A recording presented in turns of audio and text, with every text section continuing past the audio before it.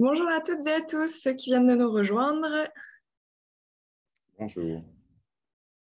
Bienvenue dans ce webinaire numéro 2 sur l'entreprise et la post-croissance. Aujourd'hui, on va s'attaquer à ce beau sujet qu'est la gouvernance, en présence de nos deux intervenants qui ont aussi contribué à l'étude. On a le plaisir d'accueillir Nicolas Hénon, ex-leader de Kiabi et aujourd'hui en poste chez Créadev. Nicolas, peut-être que tu veux dire quelques mots pour te présenter.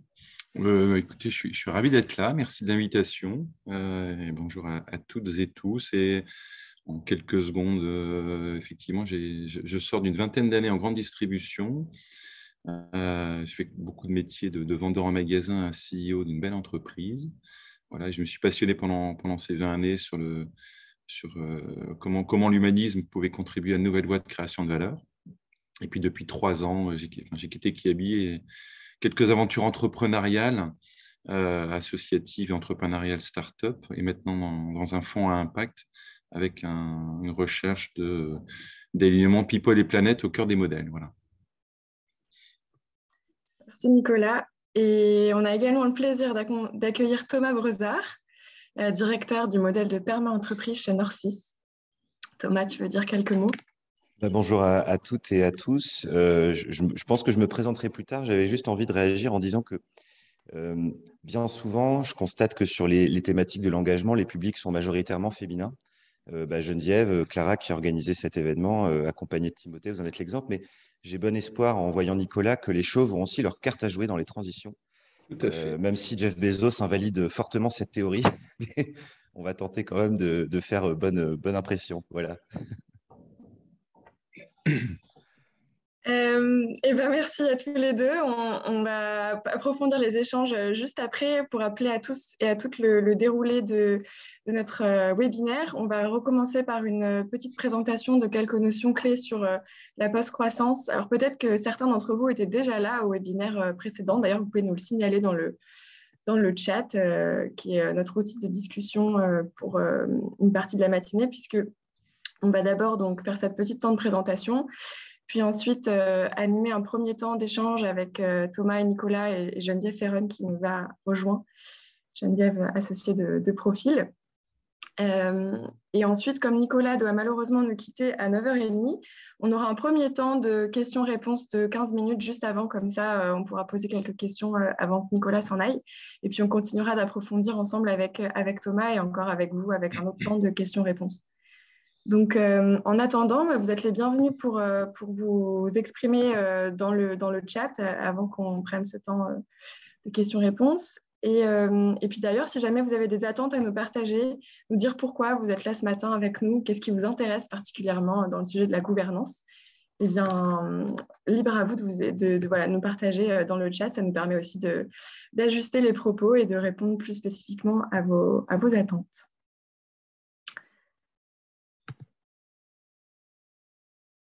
Geneviève, tu veux peut-être dire un mot d'accueil?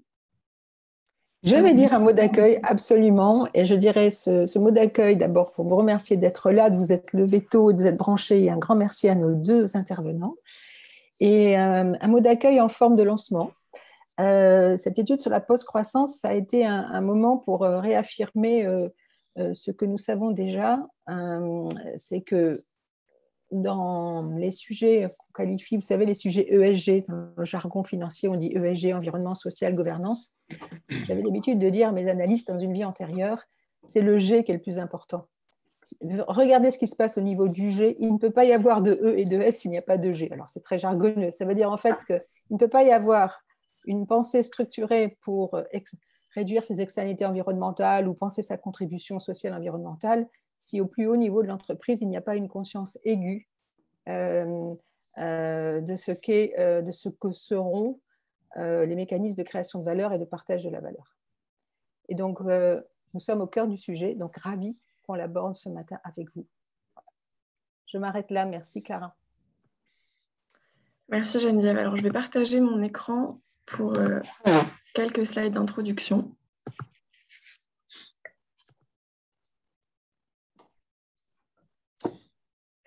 Donc, Alors, pour entrer un peu plus dans le vif du sujet, donc là, on remercie au passage Norcis, parce que Thomas Brezard a aussi, avec Norcis, soutenu notre étude.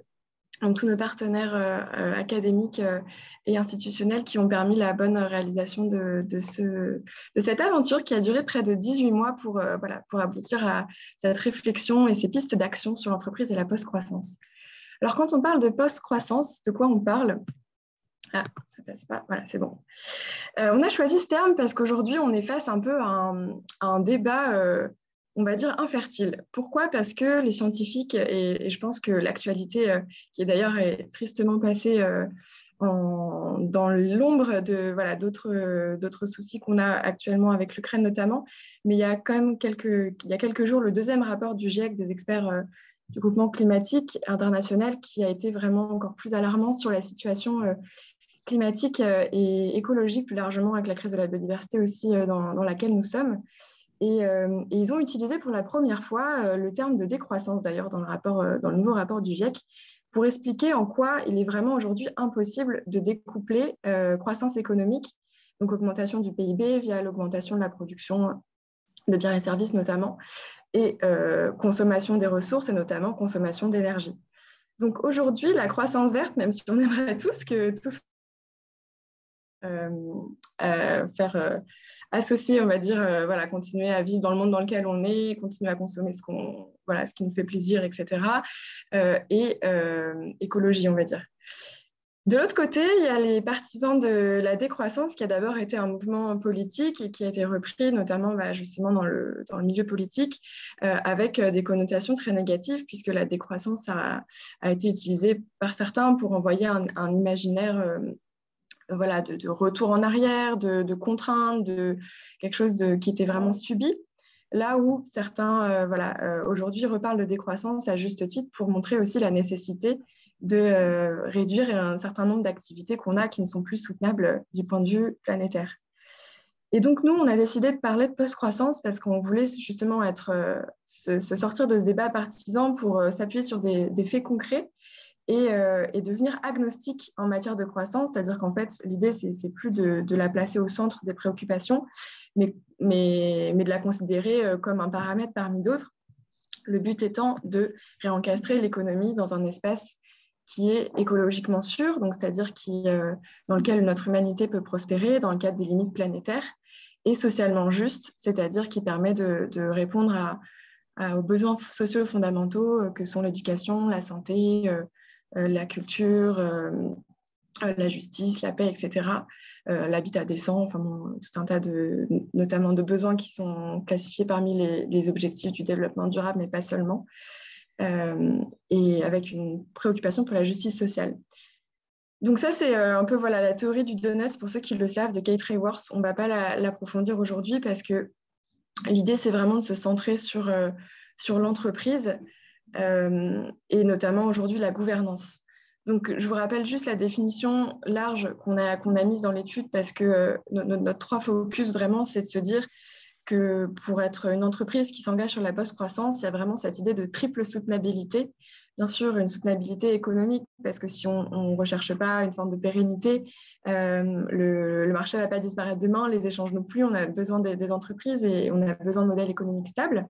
Simplement, il s'agit plutôt de basculer vers une stratégie de rentabilité plus que de croissance en soi.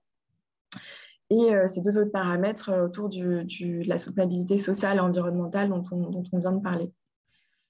On en avait parlé aussi la dernière fois, quelques implications justement à l'échelle de l'entreprise pour rentrer un peu plus dans le concret.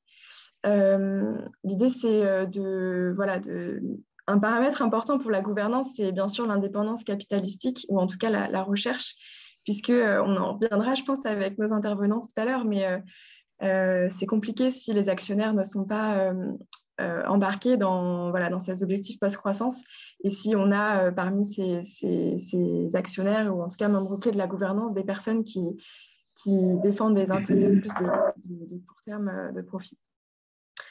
Ensuite, il y a la notion de limite qui est importante. On en reviendra tout à l'heure avec Thomas notamment et Nicolas. Et puis, l'idée, c'est de vraiment, en fait, quand on parle de post-croissance et qu'on partage ce constat, il faut être capable de faire des renoncements et de repenser finalement la façon dont les profits circulent dans l'entreprise et ce à quoi ils sont destinés pour permettre aussi d'allouer des moyens à la redirection des activités, c'est-à-dire au fait de mettre en place des activités qui sont véritablement soutenables et de partager plus largement la valeur en entreprise et donc de revoir cet indicateur. C'est vraiment une introduction express parce que je n'aurais pas mangé trop de temps sur la discussion qu'on a avec nos intervenants et de toute façon, tout ça est détaillé dans l'étude si vous voulez en savoir plus. Donc aujourd'hui, on va s'attaquer à la planète de la gouvernance, enfin la planète plutôt la montagne, parce qu'on a décidé de partir dans cette métaphore-là. Non pas pour montrer que le chemin est tellement ardu que parfois il vaut mieux rester en bas, mais plutôt pour montrer que c'est aussi un écosystème, la post-croissance interdépendant avec les deux autres parties qu'on a explorées, donc le mois dernier avec le modèle économique et le mois prochain avec la comptabilité. Tout ça sont des domaines stratégiques de l'entreprise qui sont interdépendants pour le changement. Quand on parle de gouvernance, ah mince, le partage d'écran s'est fermé. Ah bah oui, c'est parce que je n'ai pas ouvert la bonne présentation. Alors, je recommence, désolée. Je me disais qu'il y avait marqué webinaire numéro 1, puis bon, en fait, c'était le numéro 2.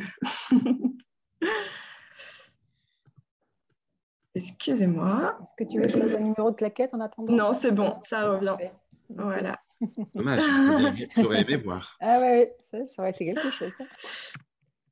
Voilà, la gouvernance, juste pour vous partager une définition. De quoi on parle quand on parle de gouvernance? C'est une définition qu'on a reprise de Pierre-Yves Gomez, qui est un chercheur spécialisé sur la question. Quand on parle de gouvernance, on parle vraiment de 3 dimensions de l'entreprise. Donc, il y a tout ce qui a trait au légal, c'est-à-dire par exemple au statut société anonyme, société SAS, etc., qui imposent parfois une structure, des organes de gouvernance avec l'Assemblée générale des actionnaires, les conseils d'administration, etc. Mais ça, c'est un peu la face de l'iceberg qui s'ajoute évidemment de tout un tas de réglementations, de codes de conduite, de codes d'éthique qu'on peut se donner. Mais la gouvernance, c'est surtout et avant tout des pratiques. Donc, ça a trait aux facteurs humains, finalement, à ceux qui ont la capacité de déterminer en fait qui va avoir le pouvoir, donc la capacité à décider de la stratégie notamment de l'entreprise et qui dispose des responsabilités aussi qui peuvent participer en fait à cette orientation. Donc il y a vraiment ces 3 dimensions et nous on a quand même choisi principalement de s'intéresser aux pratiques parce que finalement c'est ça qui détermine le plus qui impulse l'orientation de l'entreprise et notamment sa capacité à s'engager sur la voie de la post-croissance. On a, pour terminer, défini 3 enjeux clés dans cette étude et aussi dans cette discussion qu'on va avoir avec Nicolas et Thomas et Geneviève. Le premier, c'est vraiment le sens du profit, c'est-à-dire à qui profite le profit, à quoi sert la création de valeur. Et donc, nous, on a essayé d'impulser aussi, notamment avec des interventions d'experts et puis cette réflexion sur les niveaux d'engagement de l'entreprise quand on va sur la voie de la post-croissance, c'est de se dire qu'il faut vraiment oser poser cette question et penser le profit, en fait, au-delà de simplement, et le partage de la valeur, au-delà de simplement la répartition entre des parties prenantes internes, mais être en capacité aussi d'imaginer que sur toute sa chaîne de valeur, la question de la juste rémunération, par exemple, des contributeurs, notamment des fournisseurs qui peuvent être à l'étranger dans des conditions sociales qui ne sont pas forcément au même standard que nous en France. Comment en fait on peut repenser donc ce partage de la valeur plus largement et aussi finalement repenser la valeur au-delà de sa dimension financière. Le deuxième point, c'est comment repenser l'architecture de gouvernance. Donc, le terme architecture, c'est exactement comme quand on construit une maison. Là, c'est l'idée de comment on construit un ensemble un dispositif, un fonctionnement avec potentiellement des organes ou voilà, des comités qui peuvent être chargés de certaines choses, ou alors complètement une gouvernance horizontale. D'ailleurs, certains décident de sortir des structures. Donc, comment on repense cette architecture pour mieux partager le pouvoir, pour poser aussi la question de qui a la légitimité finalement d'être en droit de décider du projet collectif, et qu'est-ce que le socle de la gouvernance, c'est-à-dire notamment sa raison d'être, les engagements sociaux et environnementaux, et comment ils peuvent être respectés par tous. Enfin, dernier point, avant de laisser la parole à la discussion, c'est la question de la prise de décision éclairée. Éclairée, c'est-à-dire comment est-ce qu'on peut, finalement, quand on prend des décisions stratégiques, parce que là, je le rappelle, on n'est pas tant sur l'opérationnel, le management au quotidien, mais vraiment sur la prise de décision stratégique, comment on peut vraiment l'éclairer au regard des enjeux sociaux et environnementaux actuels, et notamment d'indicateurs aussi qui sont déterminants pour la gestion, et donc pas seulement des KPI financiers. Et comment on peut être capable aussi de prendre du recul par rapport à nos biais cognitifs, par rapport aux habitudes qu'on a pu prendre dans l'entreprise, dans la culture, etc. Donc voilà pour les 3 enjeux clés de cette partie gouvernance, et il y en a d'autres, bien sûr, c'est un résumé, et qui vont aussi animer la discussion. Voilà, si vous avez des questions par rapport à ce que je viens de dire, n'hésitez pas à les poser dans le chat, je pourrais vous y répondre, mais en attendant, je laisse la parole à Geneviève, Nicolas et Thomas. Merci beaucoup, Clara. Merci, complet. Vous avez été mis en appétit. Voilà comment on a attrapé ce sujet de la gouvernance dans une approche de la post-croissance. Donc, je commence par Nicolas et je poserai la même question, bien sûr, à Thomas. Et par rapport à ce que vous avez entendu, première question. Comment est venue cette évidence? Comment est venue cette évidence qu'il fallait, en tant que responsable et dirigeant, se poser et réfléchir très profondément à cette question, mais finalement, cette création de valeur, elle est pour qui et comment est-ce qu'on la produit? Vraiment au sens... je m'arrête, je sors de ma roue de hamster et je me pose la question. Est-ce qu'on peut commencer par Nicolas? Comment cette prise de conscience a été, comment elle s'est cristallisée, et dans ton rôle de dirigeant et ta vision? Il y a eu un déclic qui a provoqué une réflexion profonde. Le déclic, c'était lors des 18 derniers mois que j'ai passé chez Kiabi, où tous les ans, on a un exercice de business plan où on projette l'activité à 5 ans, et où j'ai pris conscience en fait qu'on commençait à avoir pleinement conscience que le modèle de vente de plus en plus d'articles, de plus en plus de monde et des coûts de plus en plus bas était en fin de cycle, et puis réclité dans le textile depuis plusieurs années, puisque le marché textile première main était un marché en décroissance quasiment permanente dans le monde, et en valeur, pas forcément en quantité. Et une fois que le business plan est écrit, il y a forcément derrière une affectation de capitaux pour répondre aux enjeux écrits dans ce business plan, des capitaux alloués à des ouvertures de magasins, des investissements supply, etc. Et je me suis dit, mais n'est-on pas en train d'entrer dans le monde de l'or noir et du pétrole, où il faut creuser de plus en plus profond pour extraire le pétrole, et l'argent gagné est investi majoritairement dans le fait de construire des puits de plus en plus profonds, et au final, on crée quasiment plus de valeur. Et je me suis dit, mais on arrive au bout d'un système, et il faut dire stop à système, et comment on repense cette notion de croissance à tout prix. Voilà. Et je me suis amusé j'ai une feuille de brouillon, et j'ai écrit le mot croissance, mais je l'écris comme quand j'étais étudiant. Croissance, je mettais une croix, et derrière, je mettais ANCE. Et en fait, là, j'ai juste un peu changé de mot. J'ai écrit sens, SENS, et j'ai mis une croix dessus. J'ai dit, mais on est en train de faire une croix sur le sens profond de ce qu'on est en train de faire, en fait. Ce qu'on est en train de faire, on avait une belle vision chez Kiabi, ils ont toujours, hein, qui était d'offrir au monde du bonheur à porter. Et je dis, mais en fait, non, le sens n'y est plus.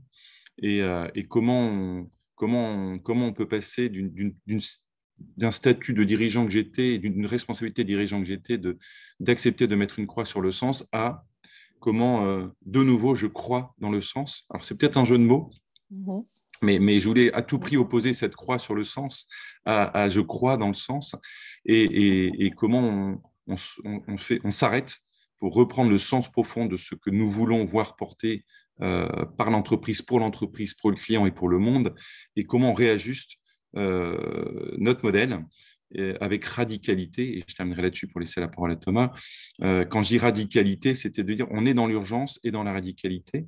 Et radicalité, c'est un joli mot, ça vient de radicine en italien, en latin, pardon, et ça veut dire racine. C'est un joli mot et on l'a mal utilisé, ce mot radicalité. Et comment la raison d'être, qui était belle de l'entreprise, on s'arrête et on vient la reposer au cœur de notre business model, sur l'ensemble des briques du business model, de la supply au magasin, enfin, à la vente d'une certaine manière, pour repenser le modèle en remettant le sens sur chaque brique de l'entreprise. Merci Nicolas. On reviendra sur le fait que ça a été facile ou pas et comment ça a été accepté, mais ça on va laisser le suspense un peu. Thomas, je me tourne vers toi et c'était la même question, mais je vais la poser un peu différemment. Aujourd'hui, on voit bien que le sujet du partage de la richesse, partage de la valeur est un sujet qui monte. Dans le modèle de perma-entreprise que tu auras le temps de le déployer, il y a bien évidemment la question de se fixer des limites et de partager les surplus. Et ton point de vue, pourquoi la question finalement la question de ce partage, et donc qui questionne le profit, est-ce que c'est incontournable pour toi pour s'engager dans la voie de la post-croissance? Et qu'est-ce que vous mettez d'ailleurs en place chez Nord6 en ce sens? Alors, je vais tout de suite répondre par l'affirmative. Oui, c'est important, mais notamment parce qu'aujourd'hui, on a beau constater que de plus en plus de personnes, de collaborateurs dans les organisations sont en attente de sens, pour reprendre le mot de Nicolas. On reste globalement et sociétalement câblé vers l'économique. D'ailleurs, l'entreprise, c'est le monde économique, ce n'est pas le monde de l'intérêt général, c'est encore moins le monde des bisounours. Donc, questionner et surtout mettre en place des dispositifs pour que la valeur créée soit partagée, c'est important. Et d'ailleurs, ça ne prend pas que la forme économique, mais en général, c'est quand même celle qui est attendue en premier lieu. Donc, évidemment qu'il faut réussir à faire cela. Alors, chez Nord6, ça prend des formes plus ou moins innovantes, je dirais. On a des dispositifs comme un plan épargne entreprise qui permet de faire en sorte que les collaborateurs perçoivent une partie de la valeur ajoutée, mais on essaie surtout de le transformer de façon bien différente en matière de temps que l'on accorde aux collaborateurs pour pouvoir s'épanouir dans leur métier, pour se former, pour progresser, avoir des temps d'échange qui soient en dehors des projets aussi, qu'ils ne soient pas que là pour produire. Nous, notre métier, c'est de développer des gros systèmes d'information pour des acteurs comme l'assurance maladie, pour des acteurs comme Decathlon. Et donc, bien souvent, les équipes sont très, très, très focus sur les projets. Donc, nous, on a essayé de faire en sorte d'avoir un modèle qui leur permet de dégager du temps pour faire d'autres choses. Voilà, ça, c'est aussi une façon de partager la valeur temps, et elle est importante. Voilà, pour ne citer que deux exemples, et on aura sans doute l'occasion d'en évoquer d'autres. Ce qui est vraiment en fait intéressant d'observer chez nous, en tout cas ces dernières années, c'est que, et c'est très en lien avec le modèle de perma-entreprise qu'on met en place, c'est que dans cette quête de sens, mais aussi dans cette quête d'un modèle qui soit plus vertueux, mais qui ne soit pas celui des Amish, pour reprendre l'expression de notre cher président qui avait fait un petit peu de bruit l'année dernière. Il faut être pragmatique. Le monde de l'entreprise, c'est un univers pragmatique. Et donc, nous, ce que l'on cherche à faire à travers la perma-entreprise, c'est aussi et surtout montrer par l'exemple qu'une forme de radicalité dans la recherche de ce que peut faire l'entreprise pour contribuer à l'intérêt général, on peut en dégager aussi de la performance économique. Et d'ailleurs, les 2 dernières années nous l'ont prouvé, puisque nos résultats sont au moins aussi bons, si ce n'est meilleurs, que la moyenne de notre secteur d'activité en période de crise et en période de très forts ajustements du fonctionnement des entreprises. Voilà, donc je voulais juste le dire parce que tu disais le G, c'est un peu le chapeau, je partage, mais pour que le G puisse être mis en œuvre, il faut être très pragmatique et bien comprendre que la gouvernance d'une entreprise, aussi collaborative soit-elle, est quand même souvent portée par des personnes dont les motivations historiques sont économiques. Oui, mais oui. Donc, il ne faut surtout pas le perdre de vue. Et nous, on fait en sorte de trouver les justes équilibres entre nos engagements pour le bien-être des humains, pour la protection de la planète et à travers se fixer des limites, savoir avoir une performance économique, mais qui soit profitable au plus grand nombre dans notre écosystème. Merci Thomas. Alors effectivement, la question pour ceux qui nous ont rejoints, celles ou ceux qui nous ont rejoints, on n'est pas en train de dire qu'il faut absolument... on ne parle pas d'une association, on parle bien d'une entreprise. Hein. Donc on est bien dans le monde de la complexité, dans le monde de l'urgence et du pragmatisme. Et je me tourne vers Nicolas. D'ailleurs, si je reviens sur cette idée de sortir de ce paradigme de la croissance illimitée, est-ce que finalement, dans le livre que tu as écrit, que tu as dirigé, tu poses la notion intéressante qui est de dire, mais finalement, il y a une juste limite. C'est quoi cette notion de juste profit et de la marge de manœuvre que l'entreprise dont l'entreprise doit se doter pour justement équilibrer ce juste profit. Est-ce que tu peux développer cette notion ? Oui, alors c'est un questionnement qui a émergé chez Kiabi, mais pas que, hein, qui a continué après et qui me nourrit depuis 3 ans. Sachant que ce point-là évolue vite et fort grâce aux travaux que vous réalisez, mais aussi aux travaux qui ont été réalisés sur l'économie de la réciprocité et mutualité, et j'y reviendrai après. Ce juste profit a émergé lors d'une discussion que j'avais eue avec Frédéric Laloux et Christophe Le Buyon, et on s'est interrogé sur mais c'est bien de dire que la croissance en l'état n'est plus la réponse attendue par notre écosystème planète.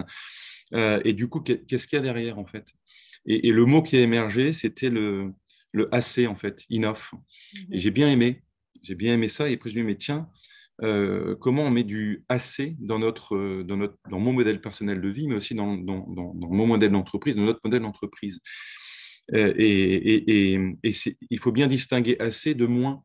Et du coup, le questionnement, on pourrait le poser ainsi, qui est de dire, bah, tiens, moi citoyen, moi actionnaire, moi collaborateur, bah, de quoi j'ai besoin réellement? C'est quoi le AC dont je pourrais me satisfaire et qui permettrait du coup de dire, bah, au-delà du AC, eh bien, je dispose de moyens que je peux investir différemment, en fait.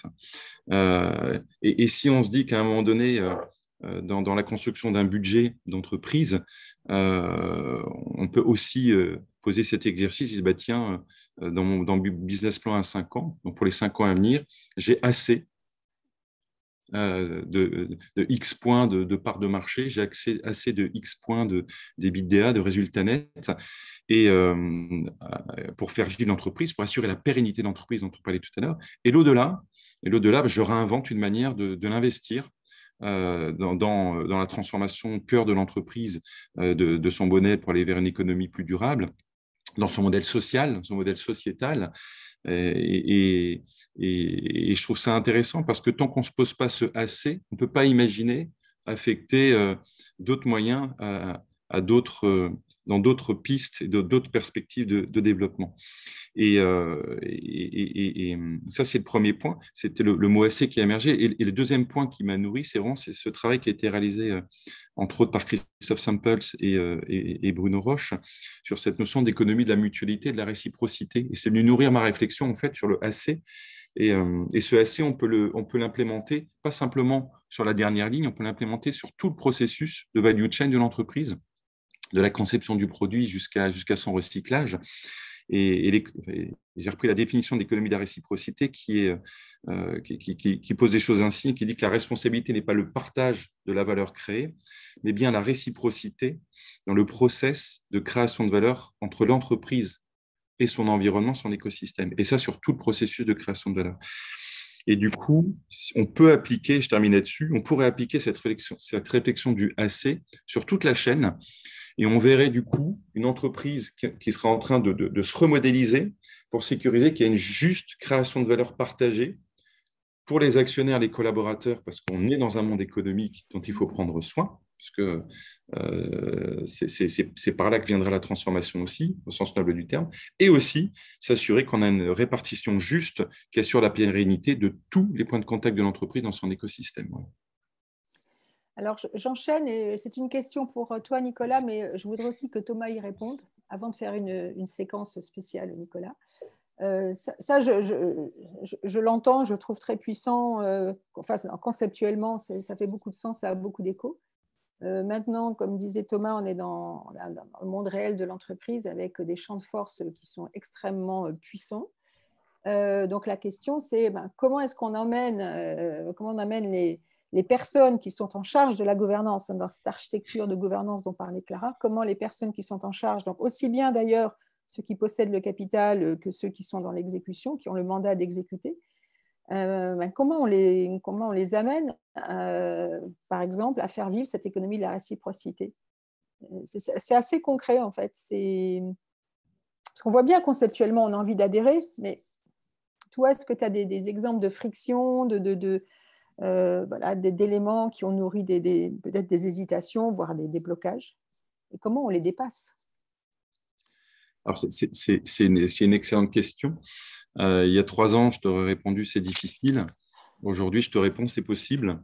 Et on le vit au cœur de l'association que j'ai la chance de diriger, qui s'appelle Act and Fact, où notre job, c'est de catalyser les mises en mouvement de ceux qui ont le pouvoir de changer les choses.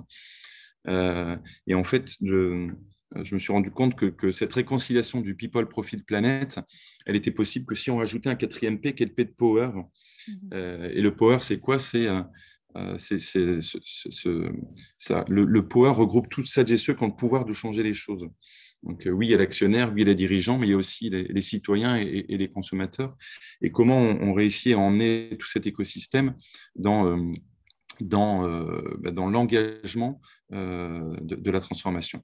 Alors, pour répondre plus précisément à ta question, je me rends compte en observant ce qui se passe depuis 3 ans, parce qu'il y a des vraies mises en mouvement depuis 3 ans, hein, qu'est-ce qui fait qu'à un moment donné, quelqu'un qui a le pouvoir de changer les choses, et là on va parler de la gouvernance, des dirigeants et des actionnaires, qu'est-ce qui fait qu'à un moment donné, il bascule?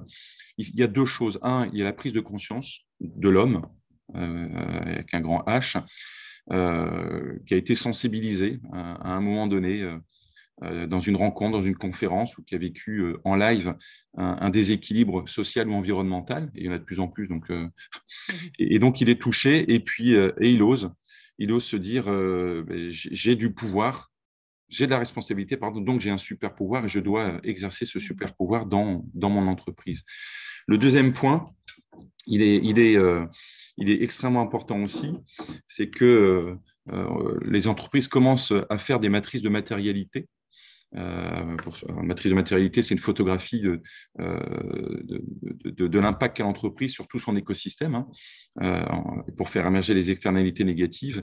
Et du coup, au bout de ça, en général, il y a une prise de conscience que nombre d'actifs de l'entreprise ont une externalité négative et donc sont sanctionnants et sanctionnés prochainement. Sanctionné par le client, sanctionné par la législation, hein, qui est en train de monter en puissance, et ce sera encore plus le cas après les travaux de taxonomie. Et cette prise de conscience qu'il y a des actifs qui sont en train de mourir dans l'entreprise, elle est de plus en plus forte. Et la conjonction de la bascule humaine des dirigeants et des actionnaires avec cette matrice de matérialité qui est concrète, hein, c'est une photo de l'entreprise, de tous ces impacts négatifs, et donc des actifs qui sont en train de dormir et mourir, amène à une volonté d'investir différemment l'argent et la mission. Merci Nicolas. Thomas, même question, puisque tu peux prolonger ce que tu disais sur le pragmatisme et le levier économique qui resterait dominant. Mais en plus, vous, dans une SS2I, donc c'est un métier particulier, mais on voit bien que dans les externalités, vous êtes aussi pour compte de tiers, et que ce que vous faites peut avoir des conséquences, mais que vous ne vivez pas directement dans votre entreprise, mais néanmoins, dont vous vous sentez comptable et redevable. Alors, comment est-ce que tu vois ça chez les autres? Parce que chez Norcis, vous êtes tombé dedans petit, mais c'est intéressant de voir quand vous voulez convaincre et apporter votre vision à l'extérieur, quelles sont les résistances que tu vois auprès des dirigeants, des actionnaires, résistance, interrogation?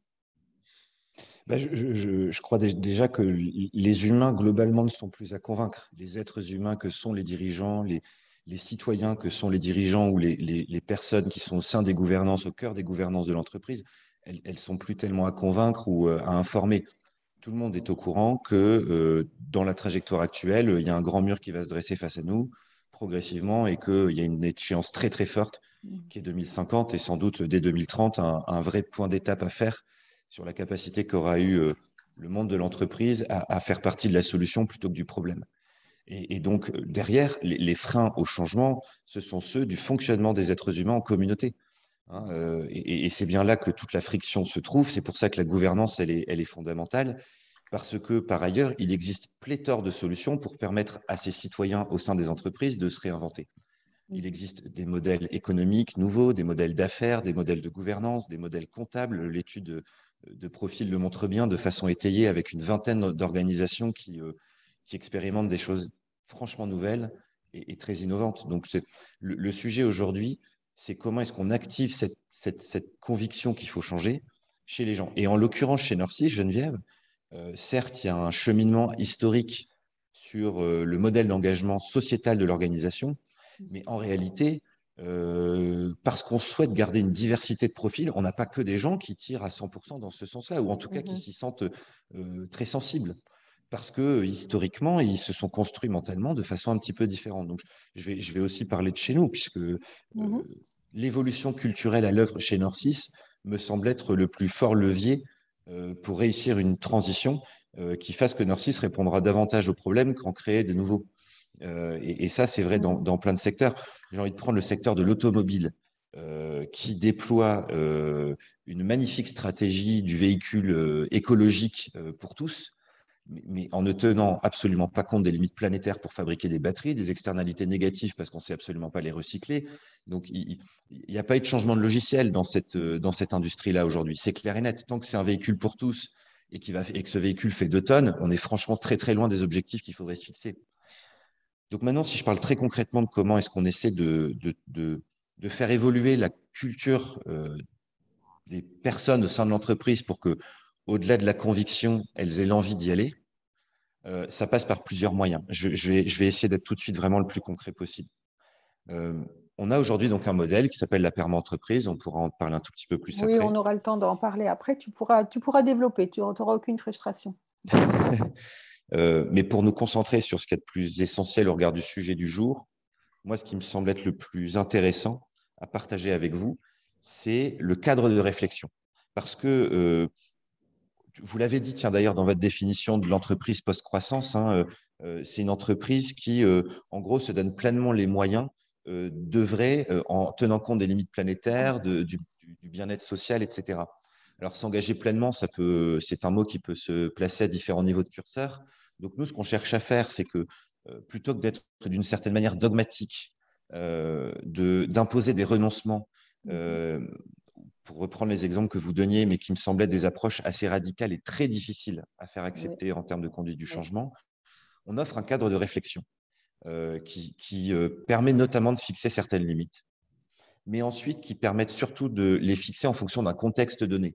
Donc, on ne va pas dire à des personnes au sein de notre gouvernance, à des personnes qui sont des directions d'agences, par exemple, on ne va pas leur imposer un renoncement dans l'année. On va leur dire, voilà le cadre de pensée que doit être le vôtre aujourd'hui, qui sont, pour faire simple, les 3 principes éthiques qui sont les piliers du modèle de perma-entreprise et qui sont plutôt connus pour les 2 premiers, prendre soin des humains, préserver la planète, et le 3e, savoir se fixer des limites.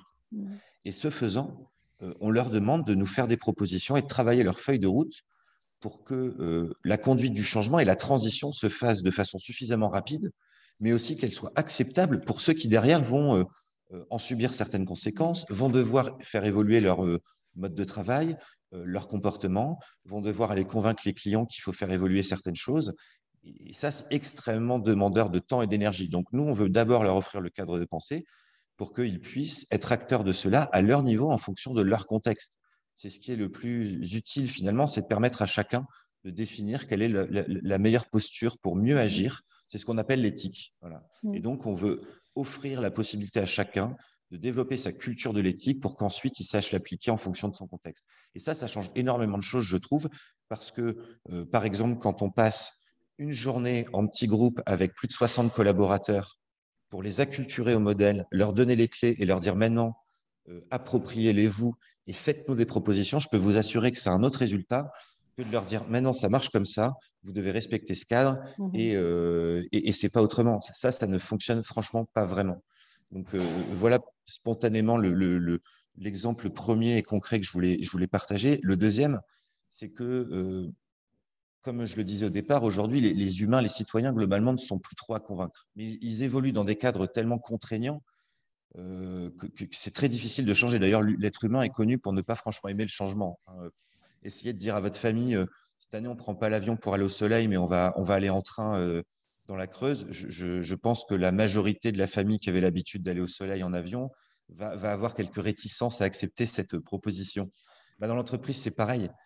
Et donc, en fait, on crée des dispositifs pour que tous les collaborateurs puissent se sentir acculturés à cela, mais aussi et surtout pour que leur voix soit entendue. Parce qu'aujourd'hui, il existe plein de dispositifs pour participer à l'idéation, pour participer à des sondages, par exemple, dans les organisations. Mais participer aux prises de décision, c'est une autre chose. Et donc, nous, ce qu'on développe de plus en plus dans le cadre de la perma-entreprise, ce sont des dispositifs pour que des collaborateurs qui ne sont pas forcément identifiés dans la gouvernance, qui ne sont pas dans une direction, qui ne sont pas dans le comité social et économique, qui ne sont pas dans notre conseil d'éthique, et ben, qu'elles puissent aussi avoir voix au chapitre et ce faisant, faire en sorte que le plus grand nombre de personnes soient réellement actrices de l'évolution du modèle. Ben, Thomas, on aura le temps de revenir sur les points particuliers liés au modèle de perma-entreprise. Et maintenant, je souhaiterais profiter des dernières minutes avec Nicolas pour aller encore capter la substantifique moelle de sa pensée. Et non, mais je suis très sérieuse.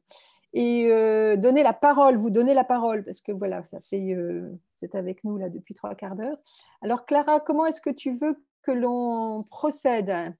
Est-ce qu'il y a déjà des questions dans le chat? Est-ce que vous prenez la parole, vous vous identifiez, et sachant que Nicolas doit vraiment nous quitter à 9h30, donc j'allais dire, essayons de donner peut-être des réponses nombreuses, enfin des questions aussi nombreuses que possible, des réponses courtes, mais pour ne pas créer trop de frustration. Voilà. Ou alors c'est la même question et à laquelle tu vas répondre. Il y a plusieurs questions, pas forcément que pour Nicolas d'ailleurs, mais il y en a une qui a été posée par Yanis, qui s'adresse directement à toi, Nicolas, pour savoir comment est-ce que tu gères toute cette prise de conscience. Enfin, je ne sais pas à quel moment exactement Yanis l'a posée, mais comment gérez-vous cela dans vos participations chez Créadev? Imaginez-vous qu'une valorisation d'entreprise a atteint son optimum et n'augmentera plus. Je pense que c'était en référence au AC, j'imagine. Ouais. Tout à fait. C'est une super question que je me suis posée en arrivant chez Crédev il y a 10 mois. Alors, Crédev est dirigé par un Bertrand de Tellouet qui a vraiment à cœur de faire évoluer l'approche d'investissement. Voilà. Et le métier investisseur, c'est un beau métier. Hein. À la base, la définition, c'était recouvrir un meuble. Donc, on est là pour recouvrir, accompagner. Et donc, pour aller concrètement, donc on travaille actuellement sur l'intégration de critères ESG dans tout le processus du métier d'investisseur. Donc, dans la sélection du deal flow jusqu'à la préparation des comités d'investissement, jusqu'à la rédaction des pactes d'actionnaires et l'accompagnement dans les boards, nous aurons, je dis nous aurons parce qu'on est en train de le valider là actuellement, des critères environnementaux et sociaux et gouvernance qui seront plugués comme les critères économiques et financiers étaient plugués sur tout le processus d'investissement. Et j'insiste, c'est bien de le mettre sur tout le processus, puisque quand vous sélectionnez une entreprise, il s'agit dès le départ de regarder s'il y a des externalités négatives environnementales et sociales trop fortes qui font qu'on refuse de regarder cette participation. À aujourd'hui, effectivement, une valorisation d'entreprise, et ça vaut pas que dans le monde de l'investissement, ça vaut pour toute entreprise qui est valorisée chaque année sur les marchés ou en privé. Globalement, c'est un multiple de l'EBITDA, du chiffre. Voilà, il y a différentes méthodologies. Et si on ne regarde que la vitesse du chiffre d'affaires, effectivement, globalement, on aura de manière permanente une course effrénée pour faire plus de chiffres, pour avoir une valeur de plus en plus importante. Par contre, la réflexion change à partir du moment où on se dit, si on prend des critères, je vous en citer un ou deux qu'on a retenu, est-ce que l'entreprise est en neutralité carbone en tenant les cibles des accords de Paris? Est-ce que l'entreprise lutte contre l'appauvrissement des ressources? Est-ce que l'entreprise travaille au remplacement des matériaux à impact par de nouvelles matières? Est-ce que l'entreprise protège sa biodiversité? Voilà. Et puis, il y a quelques critères sociaux qu'on a pris aussi sur l'équité, l'inclusion sociale, l'employabilité, etc. Donc, on a fixé une quinzaine de critères qu'on va venir à terme, donc ça nécessite encore un petit peu de travail. Hein. À terme, ce n'est pas dans 10 ans. Donc, on aimerait dans les 12-18 mois qui viennent pouvoir commencer à plugger ces éléments-là. Et bah, tiens, la valo, c'est effectivement des éléments liés à la vitesse de croissance de l'entreprise, de son chiffre, et à sa capacité à avoir des externalités positives sur le climat et sur l'homme. Et du coup, on aura un rééquilibrage de non, l'entreprise n'a pas une valeur supplémentaire si elle ne fait que de la croissance de chiffre d'affaires. Elle doit faire croître aussi des éléments liés à la planète et à l'homme. Merci Nicolas. Est-ce qu'il y a une autre question, Clara? Sinon, moi j'en ai une pour Nicolas. Il y en a une qui s'adresse, voilà, enfin pas forcément qu'à Nicolas, mais de Corinne sur les conseils d'administration qui aujourd'hui n'ont pas tous le même niveau de conscience des enjeux sociaux, environnementaux et sociétaux. Tous ne sont pas formés à la RSE. C'est très juste d'ailleurs, c'est un des constats qu'on a fait dans l'étude aussi. Et donc la question c'est comment les amener à mieux prendre en compte par exemple les capitaux humains et naturels afin que la gouvernance intègre ces enjeux-là. Pour les, j'ai pas bien entendu le début, pour les actionnaires, pour les comités de board, les conseils d'administration, oui. D'accord. Oui, très, très mais bien. ça peut s'étendre aussi aux actionnaires. Non, mais Thomas Oui. en a parlé tout à l'heure, hein, c'est de l'éveil et de la formation. Enfin, j'ai envie de dire, les personnes qui constituent les boards aujourd'hui sont majoritairement des personnes qui ne sortent pas tout frais d'école, sauf quelques exceptions quand on a des shadow conseils constitués de juniors, et il en faut. Et ça, on en reparlera après. Il suffit de les former. Et je dis il suffit, c'est parce que il n'y a pas plus simple que de choisir une formation et de la déployer à quelqu'un. On sait faire ce genre de choses sur plein de sujets. Ben, faisons-le aussi sur les sujets sociaux et environnementaux. Et si je prends un exemple au sein de l'AFM dans lequel je suis, hein, on travaille actuellement à former l'ensemble des administrateurs et présidents et DG sur un format de 5 fois une journée sur ces sujets sociaux et environnementaux pour qu'ils les intègrent de plein droit et de pleine responsabilité dans leur gouvernance au sein des boards, puisque c'est là que ça se passe en termes de prise de décision très structurante. Donc, il faut former. Et tout existe, hein, il n'y a rien à inventer. Hein. Oui, tout existe. On avait même avec Clara, après notre étude sur l'entreprise à mission, on avait dit il faut des administrateurs à mission. Oui, alors tout à fait. Il faut former et il faut intégrer dans les rémunérations des éléments liés à ces nouvelles acquisitions de compétences, puisqu'aujourd'hui, il y a beaucoup de compétences sur la stratégie, l'économique et la finance, et donc il y a beaucoup de KPI de rémunération qui sont en lien avec ça. Demain, on vient plugger de nouvelles compétences sociales et environnementales auprès de ces personnes, et donc de ce fait, leur rémunération doit aussi évoluer et intégrer des éléments socio-environnementaux au même titre que économiques et financiers. Donc c'est bien la magie du et. Et je terminerai par un point. Moi, je prends conscience effectivement que pour qu'une transformation aille au bout, s'il n'y a pas ce fameux le PPA, donc s'il n'y a pas la permission, la protection et l'ambition des dirigeants, et la permission, la protection et l'ambition des dirigeants, elle vient de son actionnaire. Et si le dirigeant n'a pas ce PPA, il ne pourra pas lui-même le déployer à l'ensemble de son comité de direction dans toute l'entreprise. Et comment on s'assure que la permission est bien là? Oui, c'est OK pour que tu entres dans cette transition de modèle vers une économie plus durable. Je protège, même si les vents seront contraires pendant 1 ou 2 ans, en termes de 3 petits points à définir, de croissance, etc. Et puis, on a une ambition partagée qui est d'atteindre. Et là, c'est le INOF qui va rentrer en jeu. On aura assez d'eux économiques et financiers si on fait ça, et on sera très heureux si, sur le plan social et environnemental, on a contribué à ça. Et ce PPA, il doit être clair dès le départ, sinon ça ne marche pas. Oui, et ça, tu fais tout à fait référence aux situations que celles qui nous écoutent, quand on est en charge de cette question de développement durable et de RSE en entreprise, on a des grands moments de solitude. Parce qu'au fond, on a à peine une autorisation, on n'est pas très protégé et l'ambition doit toujours être, on va dire, reformulée. Et donc, bien sûr, un sentiment d'impuissance et de perte d'énergie très fort dans ce que tu dis est très important. Est-ce qu'il y a d'autres questions, Clara? Geneviève, si possible, moi je veux bien réagir sur ce qui Oui, a été dit. absolument. Si tu veux réagir rapidement, et parce que j'ai 2 questions ensuite, Okay. peut-être pour Nicolas, sur le modèle économique et actionnaire. Mais oui, si tu pouvais réagir, toi, s'il y a eu un écho particulier aux 2 questions que viennent d'être posées. Ouais, je vais faire rapide, mais vous voyez, par exemple, il y a en ce moment un beau mouvement qui est presque en train de devenir une mode, c'est de former les CODIR à la fresque du climat. Alors, c'est très bien. Mais en fait, quand vous faites la fresque du climat, vous en ressortez avec franchement l'envie d'aller vous enterrer pendant quelques années avant de voir ce qui s'est passé depuis, parce que c'est vraiment pas réjouissant. Et il y a eu des études qui ont montré les différentes phases par lesquelles une personne passe lorsqu'elle prend conscience de l'urgence climatique. Et il y a une première phase qui va être plutôt du déni. Ensuite, ça va être de la colère. Enfin, on passe par des états qui demandent du temps et qui font qu'ensuite, le passage à l'action, il peut être long.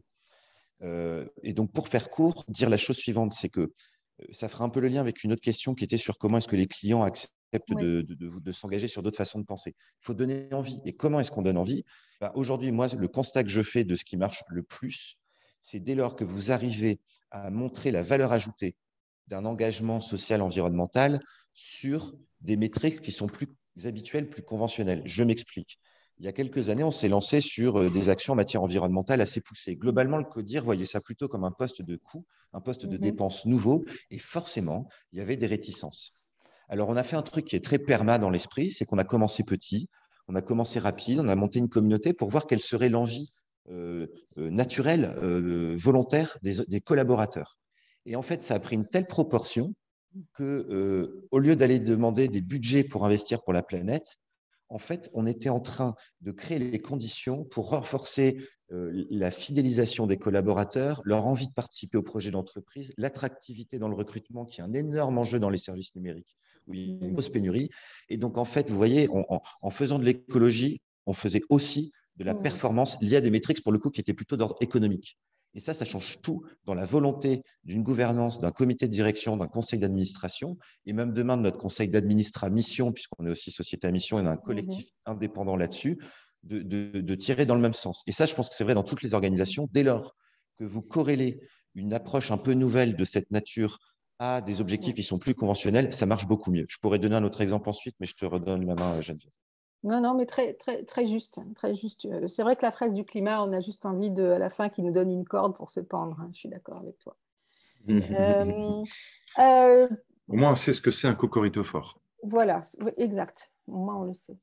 Moi, j'ai une question, et Clara, tu m'interromps s'il y en a d'autres, qui est liée à l'ancien patron de Kiabi et à tes fonctions chez Créadev. Alors, la première, je pense que dans le modèle de post-croissance, quand on est au cœur de la gouvernance et qu'on doit piloter vers la post-croissance, il y a une ligne de tension qui est terrible, qui est entre la logique de volume et d'accessibilité, entre la logique de ressources, de qualité et d'équité.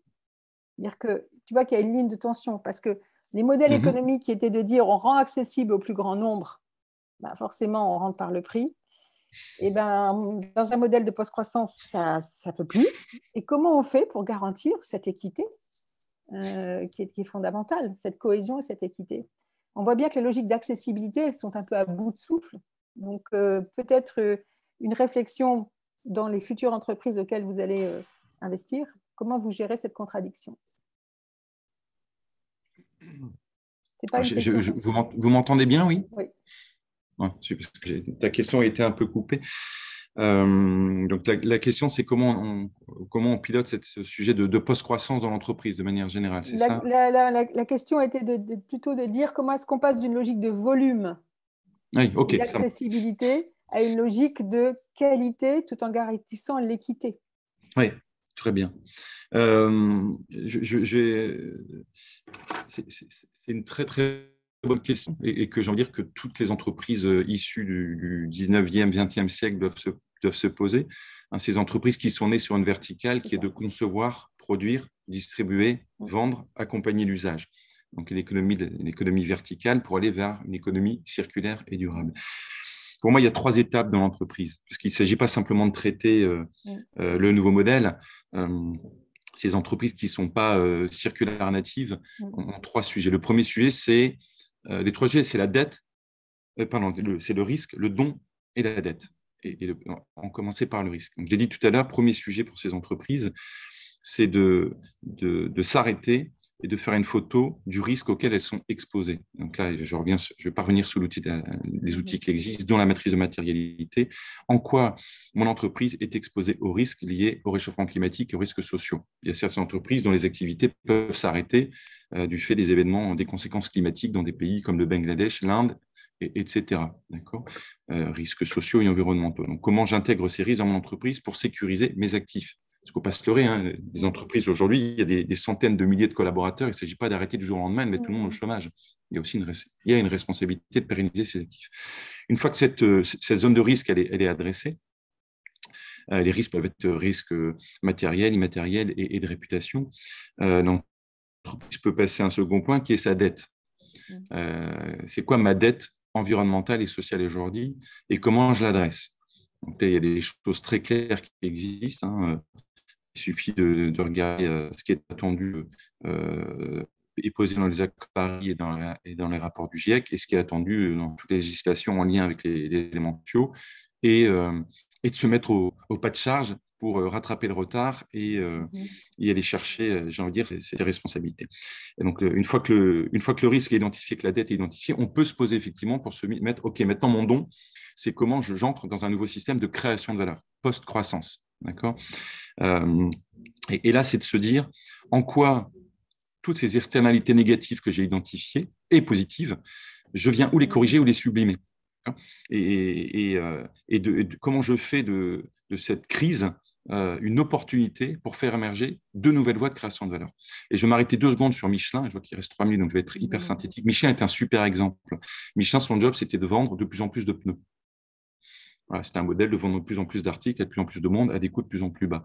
Et ils se sont posés, ils ont fait un pas de côté. Il y a d'autres exemples qu'on pourrait citer, mais Michelin est vraiment frappant en disant, je ne vais plus vendre des pneus, je vais vendre des kilomètres parcourus. Et à partir de ce moment-là, le pneu est devenu un investissement et plus un produit à acheter, vendre, user le plus vite possible pour jeter et réinvestir. Et donc, ils se sont dit, bah, tiens, plus le pneu va durer longtemps, plus je gagnerai de l'argent, d'une certaine manière, puisque je vais louer mes pneus au kilomètre. Et donc, ils ont développé leurs pneus, ils ont réussi en un an à augmenter la durabilité du pneu de 180%. Donc, premier gain, moins de pneus, plus de kilomètres parcourus, et au final, le gain est là. Mais ce n'est pas tout. Ils se sont rendu compte, en fait, que les meilleure qualité, les entreprises à qui ils vendaient les pneus, on va parler d'activité B2B, eh bien, consommaient moins au kilomètre. Donc, eh bien, tiens, c'est un gain pour l'entreprise, mon client, c'est un gain qui est acté. Et donc, ils se sont dit, aller plus loin, ils sont formés, les chauffeurs d'entreprise, à qui on vend des pneus, à qui on loue des kilomètres, pardon, à l'éco-conduite, pour aller encore plus loin dans le processus. Et donc, d'une manière, ils l'ont financé, hein, tout ou partie. Et derrière, au bout de la chaîne, ils se sont rendus compte qu'il y avait du coup encore plus d'économies d'émissions d'économies de pétrole, donc moins de gaz à effet de serre, moins d'accidents, plus de plaisir, moins d'absentéisme, et ils sont entrés dans un processus vertueux. Et leurs clients se sont mis à gagner plus. Et à partir de là, ils sont entrés dans une discussion, d'où l'économie de la réciprocité de la mutualité, en disant, et si plus le gain monte pour vous, plus on partageait ce gain. Et une fois qu'ils sont rentrés dans cette démarche, ils ont réussi à faire un pas de côté, pas abandonner leur histoire de faire des pneus, mais faire un pas de côté en disant, j'avais des externalités négatives, et comment ces externalités négatives, je les transforme, et comment, là où j'étais très fort, je viens renforcer mon savoir-faire des pneus. Et du coup, ils ont repensé tout ça jusqu'au recyclage, etc. Parce qu'ils ont mis un zeste d'éco-conception dans leurs produits, ça va de soi. Et ils sont rentrés dans un nouveau chemin vertueux où la seule solution à la post-croissance, ce n'était pas la décroissance, c'était la capacité à faire mourir des activités qui n'avaient plus lieu d'être et faire émerger des nouvelles qui avaient lieu d'apporter de nouvelles voies de création de valeur économique, financière, humaine et environnementale. C'est un très bon exemple, cet exemple de Michelin, parce que d'abord, ça, tu nous fais le lien avec le webinaire. Comment est-ce qu'on évalue cette nouvelle création de valeur? Surtout, mais comment les actionnaires ont été d'accord? Parce que c'est une entreprise complètement différente qui est en train d'émerger. La MUP est en cours. Donc, il faut que les actions soient complètement alignées sur des seuils de rentabilité ou des niveaux de croissance qui, de toutes les façons, n'auront plus rien à voir avec ceux de l'entreprise il y a encore une quarantaine d'années. Oui, mais enfin, les choses vont se faire, Geneviève, vont se faire pour deux raisons. Un, la pression climatique, la pression client, la pression législative, réglementaire. Donc ça va être une chose. Et l'autre élément, il ne faut pas se leurrer, hein. Les dirigeants et les actionnaires savent compter. Et plus cette pression va augmenter, plus ils vont se rendre compte que leurs actifs sont en train de se déprécier.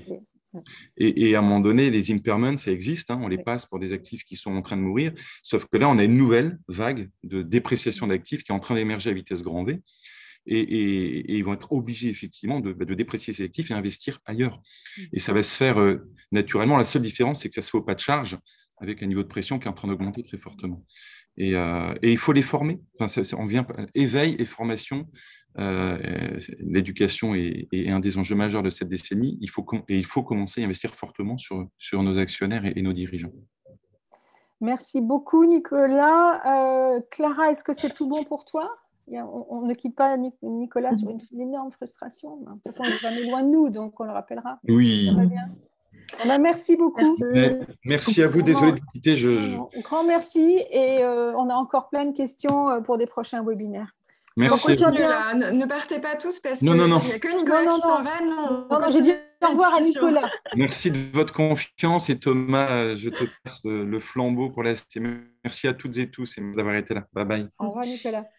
Alors, on va poursuivre avec Thomas. Alors, précisément, parce que peut-être que parmi les personnes qui sont avec nous, la question de la perma-entreprise, mais Kesako, même si je ne doute pas qu'ayant porté très fort ce concept depuis quelques mois, il y a une acculturation croissante, mais peut-être ça serait bien si tu pouvais rapidement, pour aussi laisser de la place après aux questions, donner les contours de ce qu'est la perma-entreprise. Et alors, vous êtes déjà une entreprise à mission, vous étiez une entreprise à mission, vous étiez déjà engagé dans la performance globale, donc autant que c'est lancé, hein, vous partez lancé, vous partez avec une force, beaucoup de vent dans les voiles. Et comment il va ce concept de perma-entreprise et qu'est-ce que ça change dans vos organes de gouvernance? Alors, je vais essayer de faire quelque chose de très résumé et surtout très concentré sur notre sujet du jour et dans la continuité de ce qu'on a déjà dit. Bon, effectivement, tu l'as mentionné, on a fait un certain chemin, alors en restant modeste, et il est encore long, mais en tout cas, on a fait un sacré chemin et on a voulu être très ambitieux sur la façon dont Narcisse pouvait contribuer à l'intérêt général à travers son métier, ce qui est une question pas forcément évidente et confortable. Ce qui est dans le numérique moins inconfortable que dans une industrie, mais ce qui des choses qui sont en fait, ce chemin, alors il a amené plusieurs choses, mais tu l'as dit, bon, Société, Bicorp, ISO 26000, Ecodis, j'ai vu que ces dispositifs ou ces certifications-là étaient mentionnés, donc on est passé par tout ça. Le problème, à mon sens, c'est que tout ça, ce sont des dispositifs qui sont hors sol pour l'entreprise et qui n'embarquent pas une gouvernance. On pilote difficilement une entreprise avec un référentiel qui n'est pas propre, qui n'est pas basé sur ce qu'est l'entreprise fondamentalement, historiquement, sur sa culture, sur son secteur d'activité. C'est très intéressant pour se challenger, pour vérifier qu'il n'y a pas de trou dans la raquette. Et à mon sens, c'est très limitant pour conduire le changement et embarquer un collectif. Et donc, en fait, ce que Narcisse a cherché à faire il y a maintenant 3 ans, c'est d'inventer une approche globale, je vais expliquer, mais presque un métamodèle d'une certaine manière, et de proposer une méthode. Donc, on l'a mis à disposition publiquement à travers le livre qui est sorti l'année dernière.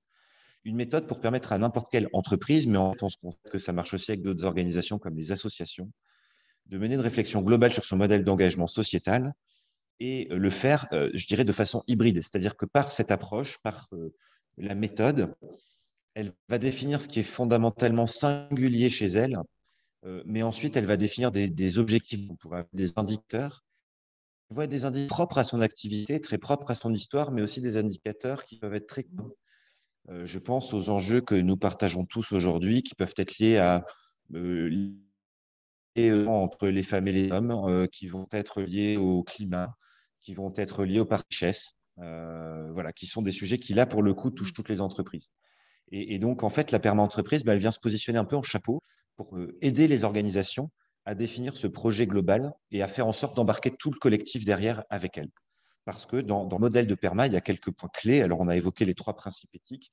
Il y en a un autre qui est extrêmement intéressant et qui touche à la gouvernance, c'est l'agencement de parties prenantes. Dans la permaculture, dont on s'est très fortement inspiré, et donc dans la perma-entreprise, en fait, vous allez chercher à agencer les ressources, les humains en l'occurrence, pour obtenir les meilleurs résultats. En permaculture, on dirait vous allez associer certains légumes à d'autres parce que l'un va protéger l'autre, que l'un va faire la croissance de l'autre. Eh bien, dans la perma-entreprise, c'est pareil. Et ça change une chose fondamentale, c'est ce qu'on appelle un changement dans nos univers, Geneviève. C'est que historiquement, l'engagement sociétal de l'entreprise, il est piloté et géré par partie prenante. On silote les engagements. Qu'est-ce que je fais vis-à-vis de mes salariés, de mes clients, de la société civile? Et en fait, on se rend compte que c'est globalement inefficient parce que les enjeux sont communs et donc il faut chercher à apporter des réponses communes. La perma-entreprise, elle change cela dans la mesure où vous allez, à partir d'une raison d'être qui est alignée sur les principes éthiques, définir des enjeux.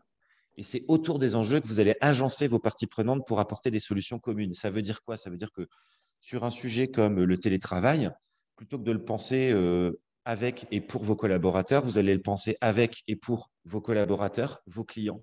Vous allez impliquer peut-être des conjoints et des enfants des collaborateurs parce que le télétravail, il a un impact sur la vie du foyer. Vous allez peut-être impliquer une médecine du travail parce qu'il y a des nouveaux risques psychosociaux quand le télétravail se généralise, comme ça a été le cas avec le Covid. Et donc, c'est beaucoup plus riche, c'est beaucoup plus performant au final et c'est beaucoup plus au service de l'intérêt de tous. Voilà en quelques mots la perma-entreprise et en ayant aussi un prisme un petit peu en lien avec la gouvernance. Moi, aujourd'hui, je constate que c'est une formidable aventure qu'on a engagée. Le cap est ambitieux, mais le chemin se veut un petit peu plus souple. J'en reviens à cette conduite du changement qui est nécessaire pour que tous les membres d'une organisation et tous les collaborateurs soient partie prenante de ce projet-là, de façon plus ou moins active, bien sûr, mais qui soient partie prenante. Et en fait, je terminerai là-dessus parce que c'est en lien avec une question. Pour que cela marche, pour donner envie, comme je vous le disais, il faut la preuve par l'exemple, mais aussi la preuve par l'exemple sur des choses qui sont très culturellement ancrées.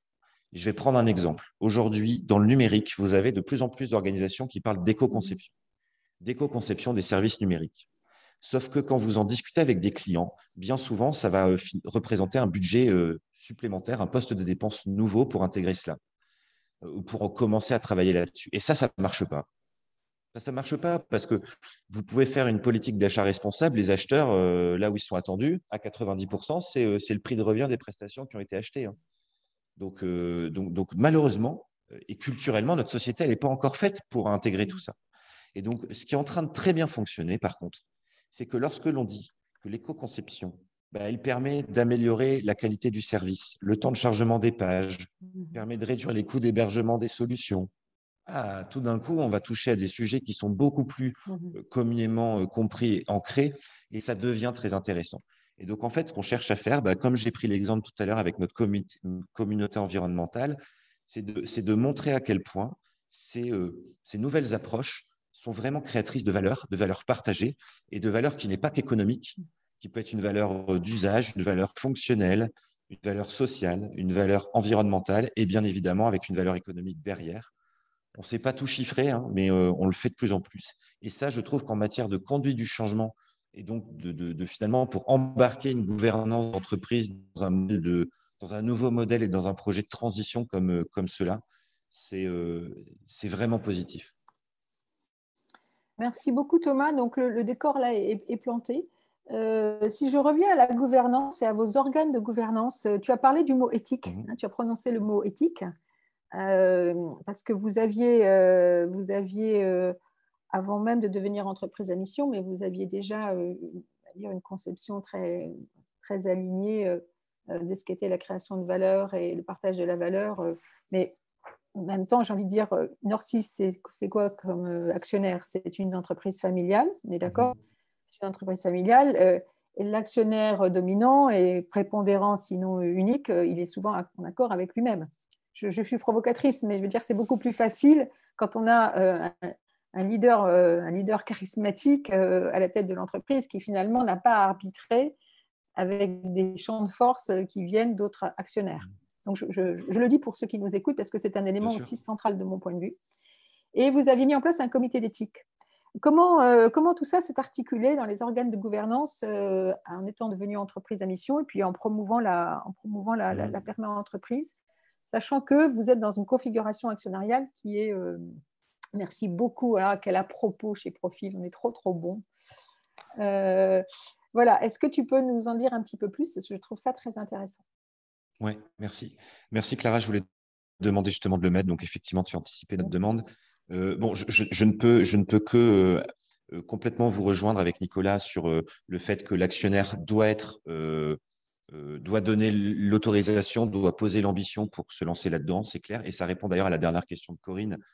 Une fois qu'on a un petit peu nettoyé la lunette ou en tout cas changé la lentille des dirigeants, il faut leur montrer à quel point il est possible d'engager un projet qui soit enthousiasmant, qui soit créateur de valeur. Et en fait, c'est sur ça d'ailleurs qu'on est très souvent sollicité par des entreprises. C'est qu'est-ce que vous nous conseillez de faire? Parce qu'aujourd'hui, on comprend l'urgence, on voit poindre les risques, comme évoqué tout à l'heure Nicolas, mais on ne sait pas comment s'y prendre, par où commencer. Le mont Fuji qui est face à nous peut être gravi par une multitude de voies différentes. Et donc, on ne sait pas trop laquelle choisir.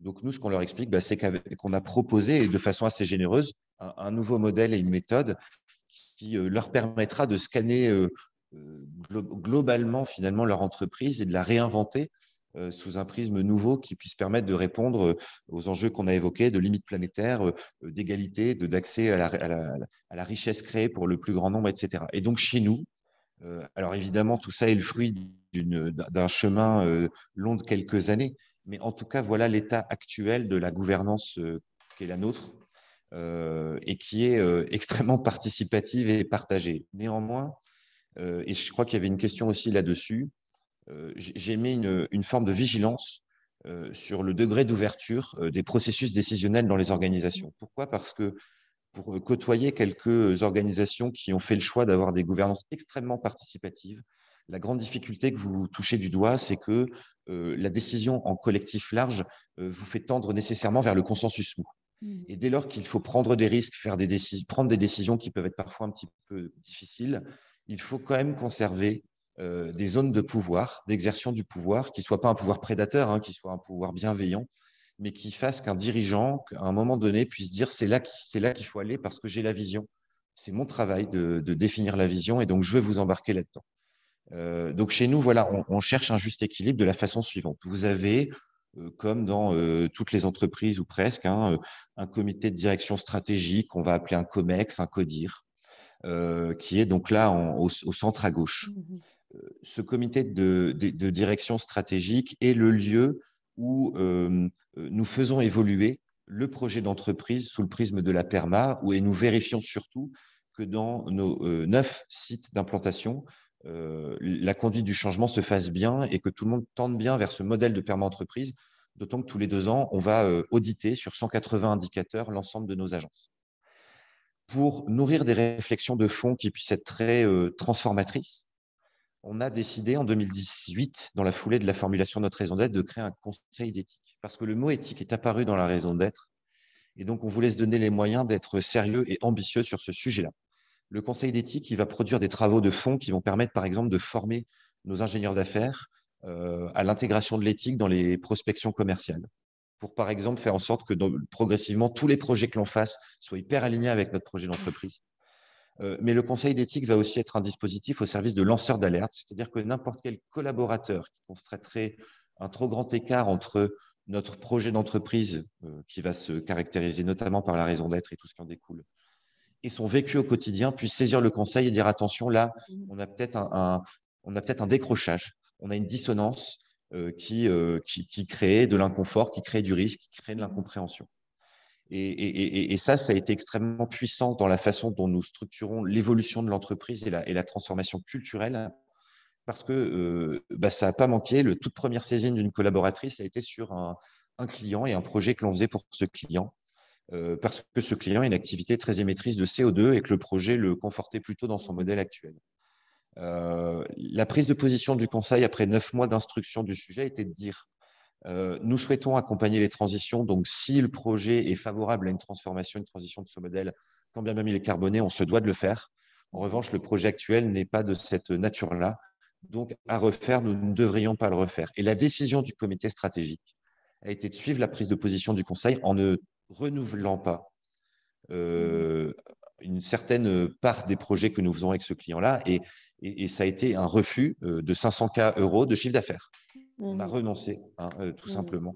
Donc ça, c'est une décision assez radicale. Par contre, elle a été amenée de façon suffisamment douce et intelligente pour que cette décision, elle soit acceptée le plus largement possible. Et surtout, ça a été un cas extrêmement important, puisque de ça a découlé un travail pour que derrière, nos directions, nos directeurs d'affaires puissent bien s'approprier la position du conseil, et que quasiment il y a une forme de régulation que je constate aujourd'hui au quotidien chez nous, par exemple des échanges que j'ai avec des ingénieurs d'affaires qui me font part du fait qu'ils ont décidé de cesser de prospecter certains domaines, certains clients, certains clients potentiels, pour se rediriger vers un développement qui nous semble être beaucoup plus aligné avec notre raison d'être. Ça, c'est une des choses, je pense, les plus importantes et dont je suis le plus fier de ce qui s'est passé chez nous, parce que, en fait, et c'est tout l'intérêt de notre modèle de PERMA, en fait, mettre le modèle économique comme point de départ et au cœur de la réflexion est beaucoup plus transformant que de faire des choses de façon un petit peu périphérique, comme on l'a peut-être trop fait avec les approches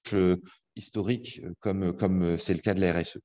Bon, voilà, je ne vais pas tout développer, mais vous voyez que… C'est très bien, je vois qu'il y a un conseil d'administration. Ben oui, puisqu'on est une société à mission, on a ce qu'on appelle plus conventionnellement un comité de mission, que nous, on a appelé le conseil d'administration, et qui, en fait, va permettre d'avoir un double regard sur la performance de l'entreprise, et notamment sur le suivi de tous nos indicateurs de mission qui sont très connectés à notre modèle de perma entreprise. Il y a des indicateurs qui se répondent, tant qu'à faire, autant que les choses soient liées et qu'on ne multiplie pas les référentiels.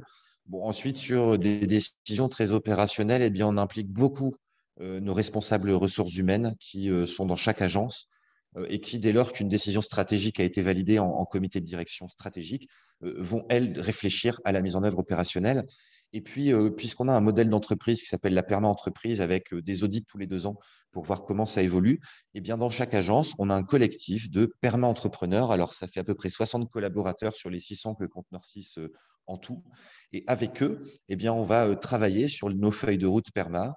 Donc, on va plutôt faire des points d'étape, du suivi et du contrôle a posteriori des indicateurs, pour ensuite co-construire avec le comité de direction opérationnelle et le comité stratégique les feuilles de route nouvelles tous les 2 ans, que l'on renouvelle dans le cadre de cette gouvernance. Donc, vous voyez que si je prends toutes ces cases, aujourd'hui, la gouvernance de Nord6, ça implique près de 200 personnes sur 600. Merci beaucoup, Thomas. J'avais aussi un peu le tournis avec les 180 indicateurs. Mais ça, c'est parce que voilà, j'ai toujours une petite réserve sur les tableaux Excel qui font la taille d'un drap de lit. Alors, Clara, est-ce que l'on peut peut-être donner la parole pour les questions, s'il y en a? Oui, il y en a plein. Allez, c'est parti. Je reviens peut-être sur une question qui a été posée en début de webinaire, mais je pense qu'il fera écho à ce que tu disais, Thomas, sur la conduite du changement, notamment autour de la connotation de certains mots, quand on parle par exemple de post-croissance, de décroissance, ou aussi, voilà, comme on disait tout à l'heure, de la fresque du climat qui peut assommer. Enfin voilà, il y a une forme aussi de négativité parfois dans le changement. Et donc, c'est quoi ta stratégie, en tout cas chez Nord6, pour faire en sorte que vos salariés, qui sont aussi des citoyens, mais l'acceptent et s'engagent dans cette dynamique? Alors, première chose, on ne peut pas demander ou exiger de tous les collaborateurs de pleinement s'impliquer dans le projet d'entreprise. Bon, c'est peut-être un peu moins vrai chez nous, mais il y a aussi beaucoup d'entreprises. Alors, nous, dans le numérique, les salaires sont plutôt confortables, mais qui sont dans des secteurs où les salaires le sont moins. Et de nombreux collaborateurs de ces entreprises travaillent pour gagner un salaire avant tout, et on ne peut pas leur demander d'être à 100% impliqués en dehors des attentes premières qui sont placées envers elles, de s'impliquer. Par contre, on peut créer les conditions pour permettre à tous ceux qui le souhaitent d'être acteurs. Et donc là, ce que je vous disais et qui me semble être le plus important, c'est qu'on peut difficilement imposer, et ça c'est vrai que ce soit dans la sphère pro comme dans la sphère perso. Il faut donner envie et il faut créer un cadre de réflexion pour que chacun se l'approprie. Je vais vous donner un exemple très, très, très concret. Il y a quelques temps, j'ai poussé pour qu'on engage une réflexion sur notre plan épargne entreprise parce qu'avec certains collaborateurs, on s'est rendu compte que, je vais être très caricatural, mais on finançait sans doute, sans le savoir, des forages pétroliers, ce qui franchement nous convenait assez peu au regard du modèle que nous avons aujourd'hui. Donc c'est une volonté, je dirais, portée par une direction d'entreprise que de faire évoluer cela. Simplement, dans la gouvernance de l'entreprise, beaucoup sont impliqués sur une décision de cette nature, au premier rang le CSE qui est décisionnaire. Et en fait, ça nécessite du temps pour faire évoluer ce dispositif. Et puis un jour, après avoir déployé un certain nombre de choses autour de la perma-entreprise et avoir donné des clés de lecture aux collaborateurs, il y a un collab en pleine vacances qui m'écrit un mail pour me dire « Je viens d'apprendre que notre prestataire sur le plan épargne entreprise était le principal actionnaire de Total, allait soutenir la politique climatique de Total, allait pas aligner avec les accords de Paris. Est-ce qu'on devrait continuer à avoir un partenaire de cette nature ?» Et vous voyez, c'est extraordinaire parce que ce n'est pas son sujet. Il n'est pas dans le CSE, il est en vacances. Il écoute la radio et le type, il a câblé et il a pris le temps de faire valoir ce sujet puisque derrière, il a eu des discussions avec des membres du CSE et ça a accéléré le projet d'évolution de notre plan épargne entreprise. Donc, ça veut dire quoi? Ça veut dire qu'au-delà des dispositifs que vous avez vus sur le schéma, on est en train de créer les conditions pour que ceux qui le souhaitent puissent s'approprier des principes éthiques, puissent les adapter en fonction de leur contexte et puissent faire remonter leurs envies d'évolution, de changement. Là, ce qui est en plus intéressant, c'est que c'est totalement en dehors de ton métier. Donc, ça montre bien la profondeur de l'évolution culturelle et du champ des possibles qu'on a ouvert. Par contre, champ des possibles ouvert qui nécessite un cadre très clair, c'est ce qu'apporte la perma-entreprise, parce que sinon, ça part dans tous les sens. Et là, ça peut devenir aussi assez inconfortable. Voilà un exemple très concret de ce qui s'est passé, mais au-delà de ça, voilà, moi, je vois que de plus en plus de collaborateurs adhèrent à tout ça. Au début, ça peut paraître très, très lointain pour ceux qui ont un quotidien où ils sont en prestation à temps plein chez des clients. Certains clients voilà, qui ont leur propre projet d'entreprise, qui n'est pas forcément le même que le nôtre, qui ne s'appuie pas sur les mêmes convictions. Donc, parfois, ça peut être un petit peu difficile de vivre des écarts qui peuvent être importants. Voilà, de plus en plus de collaborateurs ont envie de s'impliquer. On le voit par la participation, par exemple, on présente un peu les résultats de nos premiers projets, où il y a de plus en plus de collaborateurs qui viennent voir ce qui est en train de se passer. Pour ce qui est des clients, on a certains clients qui s'intéressent vraiment au modèle en tant que tel, mais beaucoup plus qui nous demandent en quoi cela peut faire évoluer notre capacité à être performant dans notre métier. Et c'est là que ça devient super intéressant parce que là, on commence à embarquer vraiment l'écosystème avec les clients pour développer des services numériques qui soient plus inclusifs, qui aient moins d'externalités négatives au niveau environnemental et surtout qui soient au service de l'accélération des transitions. Ces transitions, qu'elles soient sociales ou environnementales, parce que le numérique peut créer des fractures. Parce que si vous avez des services publics qui sont plus accessibles qu'en ligne, avec certains nombres de citoyens qui ne sont pas capables d'y accéder, ça pose des gros problèmes. Et puis parce que si vous êtes dans une forme de boulimie, eh bien vous concevez des usages qui nécessitent sans cesse de renouveler les équipements, et c'est ça qui a le plus gros impact. Donc ça ne va pas dans le bon sens. Voilà comment on est en train, à travers un projet d'entreprise du numérique, et à travers un modèle qui peut s'appliquer à tous, de créer les conditions d'une gouvernance et d'une participation active du plus grand nombre pour que, je dirais, avec une radicalité souple, qui peut être un oxymore, mais une forme de radicalité, mais qui ne soit pas, source de frein au changement, je trouve en train de réussir quelque chose de beau, même si, je le répète, le chemin reste encore assez long. Merci Thomas. Il y a peut-être deux questions pour terminer que je vais poser en même temps. Une pour préciser le modèle de partage de la valeur chez Nord6. Et la dernière de Stan sur en gros ce que tu penses de l'holacratie. Voilà, je pense que tu dois l'avoir dans le chat aussi. Est-ce que c'est pas un modèle efficient pour prendre des décisions radicales, pour faire le lien avec la radicalité? Je te remercie. Je voulais en plus revenir dessus. Enfin, il ne faut pas être nécessairement critique du tout vis-à-vis de l'holacratie. C'est extrêmement positif, mais j'ai le sentiment que ça marche jusqu'à une certaine échelle. Et globalement, les entreprises qui se sont lancées pleinement dans l'holacratie rencontrent un certain nombre de difficultés dès lors qu'elles dépassent une dimension qui se compte en quelques dizaines de collaborateurs, parce que ça devient très lourd, puisque tout le monde peut participer à tout. Et surtout, parce qu'à un moment donné, il faut que des personnes sachent prendre des risques pour les autres, sachent porter ce risque, sachent incarner voilà, une évolution. Et j'ai le sentiment qu'aujourd'hui, l'holacratie a du mal à permettre cela dès lors qu'on passe une certaine dimension. Maintenant, le fond de la question, il est surtout sur la radicalité des décisions à prendre. Et depuis tout à l'heure, je tiens un propos qui va plutôt dans le sens de attention, ne soyons pas trop radical dans l'entreprise. Cette posture, elle est vraiment le fruit de mon expérience parce que voilà, je fais partie d'une génération qui a très envie de radicalité. J'en ai d'autant plus envie depuis que 5 mois, j'ai accueilli dans ce beau monde ma première fille. Et que, évidemment, ça me donne encore plus envie d'être radical. Mais les fois où j'ai essayé de l'être en tant qu'un des dirigeants de Norcis, j'ai plutôt perdu du temps que je n'en ai gagné. Et donc aujourd'hui, le jeu d'équilibriste que doit être le mien, mais que doit être celui de tous les dirigeants qui vont porter l'évolution de l'entreprise vers des modèles qui soient davantage contributeurs de l'intérêt général, c'est d'être sur ce jeu d'équilibre entre des évolutions, des transformations qui soient radicales, mais en acceptant que la conduite du changement le soit peut-être un petit peu moins. Mais franchement, pour le mieux, parce que voilà, aujourd'hui, quand on trouve le juste équilibre avec cela, on arrive beaucoup plus à embarquer des comités de direction, on arrive beaucoup plus à rendre le projet concret, tangible et positif pour ceux qui vont être au cours du changement, c'est-à-dire les collaborateurs dans leur… et voilà pourquoi est-ce que j'essaie dans ma posture de leader au sein de Norcis de ne pas être trop radical, parce qu'en fait, on a tendance à perdre du temps au service de la transition.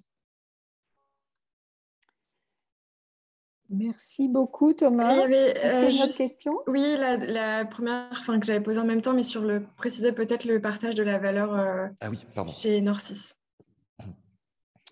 Partage de la valeur. Donc, nous, on a une cible dans le modèle de perma-entreprise, c'est que 50% de la richesse économique créée, donc la rentabilité en gros, soit redistribuée aux collaborateurs, à la société civile. Donc, chez nous, et c'est l'objectif qu'on a atteint, par exemple, pour 2021, ça passe par les augmentations de salaire, par le plan épargne entreprise, par tous les impôts qu'on verse, parce qu'on n'oublie pas qu'une PME, bien souvent, paye 25% d'impôts quand une très grande entreprise en paye 12,5%. Donc, on considère que ces impôts contribuent à l'intérêt général et de façon très active pour les PME, plus que pour les grands groupes. Ça passe par le fait de reverser une partie de nos dividendes à un fonds de dotation, puisqu'on a un fonds de dotation qui est actionnaire d'une partie du capital de Norcis. C'est ce qu'on appelle la fondation actionnaire. Et regardez les travaux de profil sur le sujet, ils sont très éclairants. Ça passe par le fait d'investir beaucoup dans le développement de notre université d'entreprise pour permettre aux collaborateurs de s'épanouir par la progression, par le développement de leurs compétences, y compris humaines. Voilà, donc aujourd'hui, le partage de la valeur, c'est 50% de la valeur économique redistribuée. Voilà, j'ai donné quelques exemples là-dessus. Puis après, ça va passer par le partage d'une valeur qui puisse être du temps, par exemple par des mécanismes de mécénat de compétences à travers notre fondation. Mais ça peut être aussi du matériel. Par exemple, on va de plus en plus réfléchir à la mise à disposition de nos environnements de travail pour des associations, pour les accueillir, pour leur proposer un bureau, pour leur offrir des salles de réunion, pour créer des liens avec ces associations, par exemple, que l'on côtoie dans le cadre de la fondation et renforcer nos liens pour qu'on puisse communément répondre aux enjeux qu'on a définis dans notre projet de perma-entreprise. Et vous voyez comment là, on crée des valeurs nouvelles qui sont très, très, très mobilisatrices et je l'espère, qui nous permettront de faire que, sans être radical, on pourrait être extrêmement satisfait des impacts que l'on aura générés dans quelques années, même si ça restera de toute façon insuffisant parce que nous ne sommes qu'une modeste TI de 600 personnes et que voilà, il faut aller embarquer et chercher bien d'autres dirigeants et organisations pour réussir une transition absolument nécessaire. 10 heures pile. Magnifique, magnifique. Alors là, quelle maîtrise du timing, parce qu'effectivement, là, il ne me reste plus qu'à te remercier. Remercier toutes les personnes qui nous ont suivis ce matin pour les questions qui ont été posées. On n'a pas épuisé le sujet, mais c'est toujours pareil, on ne l'épuise jamais, ce sujet est tellement vaste. J'ai quand même retenu qu'il y avait, une note un peu différente. On est un peu sorti de la naïveté aussi. On sait que ça va être difficile. On sait que ça va être difficile de transiter vers un modèle de post-croissance. On sait ce qui pèse sur ceux qui détiennent le capital et qui ont des pouvoirs de décision lourds, avec des conséquences qui peuvent être, ça peut basculer dans le chaos ou ça peut basculer dans un monde dont on peut penser qu'il sera plus désirable. Donc, merci beaucoup. Et Clara, si tu veux dire peut-être un dernier mot sur le prochain webinaire. Voilà, moi je m'arrête là. Merci Geneviève. Rendez-vous le 14 avril, donc un jeudi matin. On reste sur un créneau qui marche bien, 8h30, 10h, pour aborder cette fois-ci le sujet de l'évaluation extra-financière et de la comptabilité, notamment comptabilité multicapitale. Donc, on sera avec Delphine Gibassier de la chaire d'Audencia, Hélène Le Thénault, qui a expérimenté une méthodologie comptable et aujourd'hui experte aussi de ces sujets, et Mathilde Marcelli, directrice administrative et financière du groupe Nepsen, ça commence par un N. Et donc voilà, pour explorer la troisième partie stratégique de ce sujet. Merci encore à toutes et à tous. Et bonne journée. À bientôt. Au revoir. À bientôt. Au revoir.